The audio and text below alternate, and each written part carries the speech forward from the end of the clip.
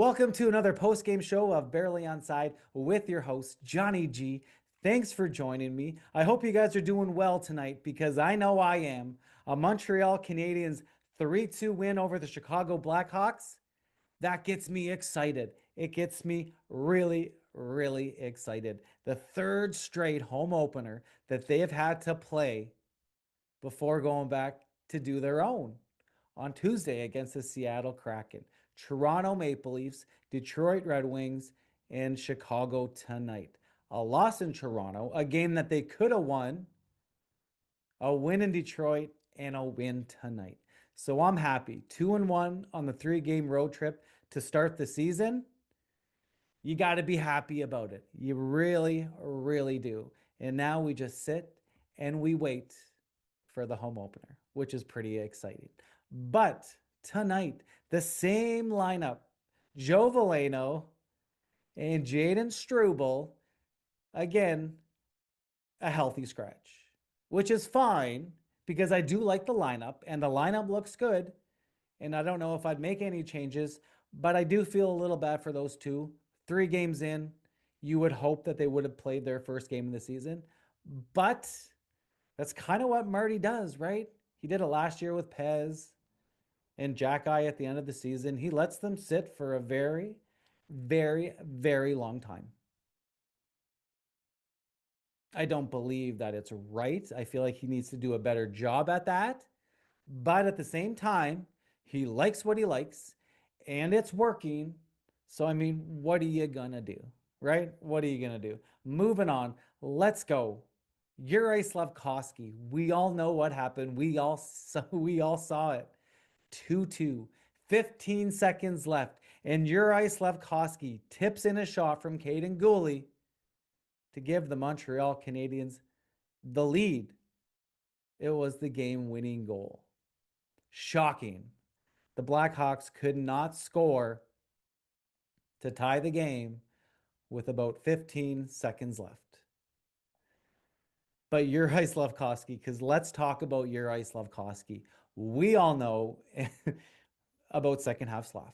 We've talked about it. I've talked about it. Everybody in Montreal has talked about second half Slav. Okay? But this year, it seems a little different. His contract kicks in. His big time contract. The contract that stars get. It's time for Yuri Slafkovsky to become a star. We don't need second half Slav. We want whole season Slav. So now I'm going to call him whole season Slav because through 3 games, he's played amazing in every single game so far. And in Detroit, he got rewarded with a power play goal. And tonight, again, in front of the net, not on the power play, even strength, which is even better, he tips the puck in to give the Montreal Canadiens a win. 3 games, 3 great games by Yuri Slafkovsky, and we love to see it because that's what we need.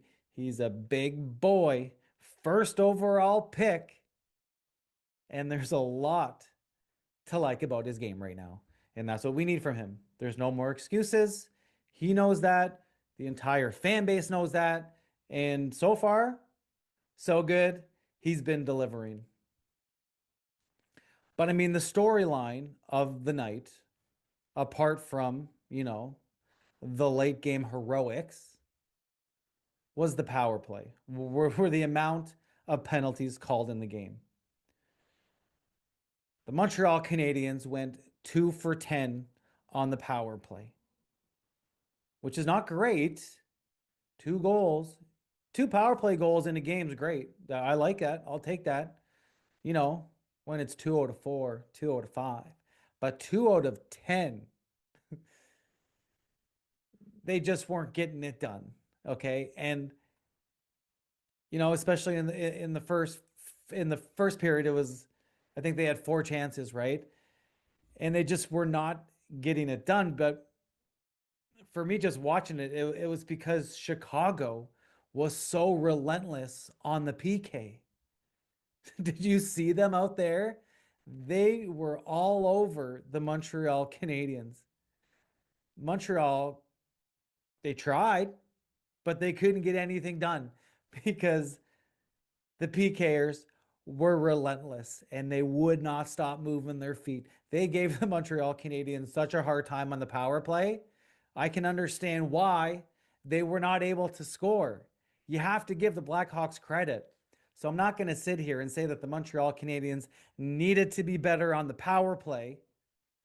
I mean, of course, they could have a little bit, but for me, it was more of the work that Chicago was doing. They were playing amazing on the PK, and there's nothing really else to it.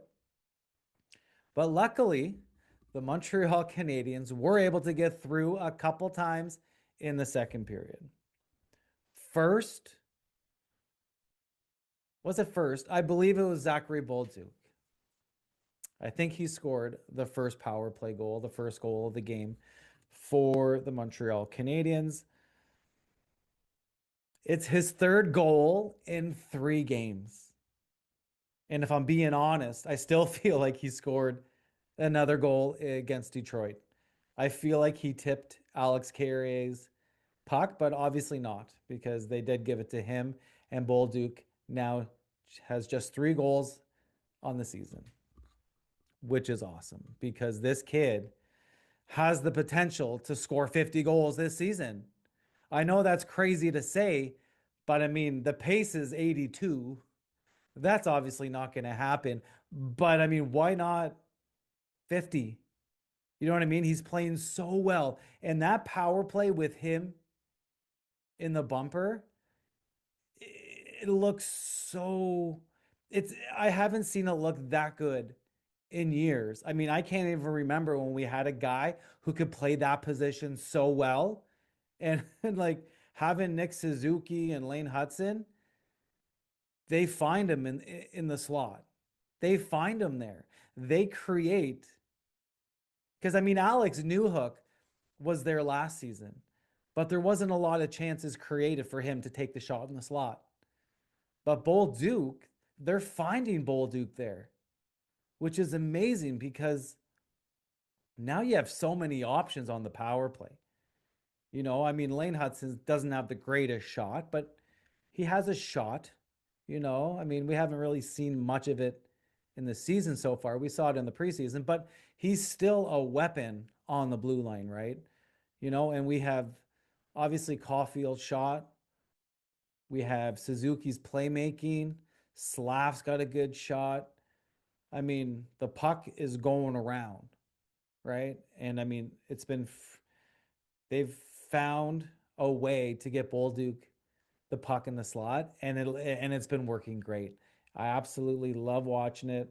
I feel like his potential, his ceiling is so high right now. It's so high, and he's only 22 years old. Like, how good is this kid going to be? You know what I mean? Even if it's not 50 goals this season, and that's fine. That's fine if he doesn't score 50 goals. I get it. It's not an easy thing to do. I mean, Caulfield hasn't even done it, right? I don't even know if Patrick Laine's done it. He may have, or he may have a career high of 44. But Zachary Bolduc, whether or not he does hit the 30, 40, 50 goal mark this season, he's clearly a really good hockey player, and we're really, really lucky to have him. I cannot believe that Ken Hughes made this happen. It's unreal. Okay. So that's his 3rd goal of the season, 3 games played. Going back to Montreal, do you think that he could have asked for a better start as a Montreal Canadian going home for the home opener already with 3 goals? And I think he's got an assist as well. So at least 4 points in 3 games. Yeah, that's a good start. You know, they talk about the pressure of being a French kid playing in your home province, hometown, whatever it is. This kid seems to love playing for the Montreal Canadiens. Loves, and I love it. I love it so much. And I know you guys love it too. There's no question about that. Now, Cole Caulfield got on the board for his first goal of the season, another power play goal, the second. and oh, one of the only two power play goals scored in the game, despite having 10 chances, which was wild. But it's good to see Cole light the lamp. I think he's been really good in the first 3 games this season. So to see him score, awesome, because you want to get him going. He's obviously has a lot to offer, and we love him too. Now, man, Caden Gooley, that hit on Frank Nazar, that hit was as clean as they come. Okay, did he have to fight? Should he have had to fight for a clean hit like that? Why not? I am not one of those people who are like, why do they need to fight if it's a clean hit? I'm sorry, I love it. I believe in it. I believe that if one of your young, good star players gets rocked, clean or not, you're going to have to step up. You're going to have to step up and own it and drop mitts. So I have no problem with that. I know it was a clean hit. I know. I don't care. I like the fact that a Chicago Blackhawk wanted to stick up for his teammate. It's simple as that. Just stand up for your teammates. That's clean or not. Just do that. That's what I like. I like seeing that because that means that a team is together. They're close. They care about each other. I like that. That's a team. And the guy who did that, the guy who stepped in for Nazar was Louis Crevier, 6'8", 230 pounds from Quebec City. Quebec City. So he is a Frenchman, which I love. I love to see him do that. 6'8". That's a big boy. And Caden did a pretty good job. I mean, he's a decently sized kid, Caden Gooley, but he's not 6'8". So just imagine the reach that this kid had on Caden Gooley. But Gooley, of course, always not the greatest of fighters, but he always holds his own. Always. No matter who it is, he will hold his own. Last year, it was Max Domi, another tough cookie, held his own. You got to love Caden Gooley. You got to love how tough he plays, how rough he plays. And he's always willing to back it up. So I love that. And then in the same play, down in the corner, this was kind of the coolest thing of the night for me, was to see Demidov getting a scrum. Not only getting a scrum, but he dropped his mitt. I'm pretty sure it was only one mitt. I didn't see the second one come off, but he threw punches. He threw bare knuckle punches. Ivan Demidov. I don't know how to say his name properly. I know it's not Demidov. Demov. I'm just going to call him Demidov. It's like Kapanen. Oliver Kapanen. For a while there, everyone started to call him Kapanen. It's like, what do you mean? It's Kapanen. Like, wasn't his uncle in the NHL? His name was Kapanen. I was listening to Basu and the Godin Notebook. And Arpin Basu, or Marty Toll asked Arpin Basu why the reporters were calling him Kapanen. And they cleared it up. Marty said it's Kapanen. So now it's back to Kapanen. Whatever. Moving on from that. But anyways, dropped the gloves, threw a couple punches, got a busted lip, and I absolutely loved it. I loved it. I don't want to hear anybody say, oh, you don't want your stars to fight? Whatever, man. If they're willing to do it, then do it. The fact that Demidov threw down, that gets me excited. I don't care. I don't care if he may break his hand, whatever it is. The fact that he is willing to do that, like, just think about it. Austin Matthews won't even throw down. And we got Ivan Demidov throwing down. at what, 19, 20 years of age. Like, you gotta love it. And the busted lip, and he's on the bench laughing. Oh, absolutely love it. That's my kind of hockey, baby. But I mean, yeah, the game was, it was a little bit strange due to all the penalties, right? It was a rough game. Connor Bedard, you kind of had to like his spirit, right? Like, he was involved in scrums. He was playing a little nasty. You wouldn't really expect it from that guy. So to see him do that, you got to respect it. I got to respect it, even though he did go after Demidov. But I don't know. I love that kind of hockey, and I respect Connor Bedard for playing that style of game, because he's not really known for that. It's all about finesse and flash with him. But to see him, get involved in the scrums and be the instigator, I like it. I like it a lot. But overall, the game, it was a little bit strange, like I said, due to the penalties. But at the end of the day, it's over. And the Montreal Canadiens won 3-2. Pick up an important 2 points.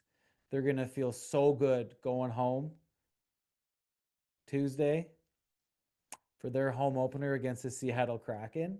They're going to feel really good. And I know Seattle last year when they came to Montreal, I think they blew the Canadiens out of the water. I think they got out. I think correct me if I'm wrong. I think it was like a 7-2 game for Seattle in Montreal. So not a pretty outing for the Montreal Canadiens. So you're going to think that they're going to want to seek some revenge and put on a real show, in front of the fans for the first time of the season. So a big win against the Chicago Blackhawks. A big week coming up, their home opener. I think that will be it for this post-game show. Thanks for listening. As always, make sure you're subscribing. We're going to do this all season long. It's going to be a lot of fun. I'm going to get better and better, so bear with me. Bear with me that I'm fairly new at doing all this kind of stuff, so I appreciate the support. And follow me on TikTok. We have a lot of good discussions that come from TikTok. So follow me, TikTok at Barely Onside. I appreciate the support, and we'll see you guys later.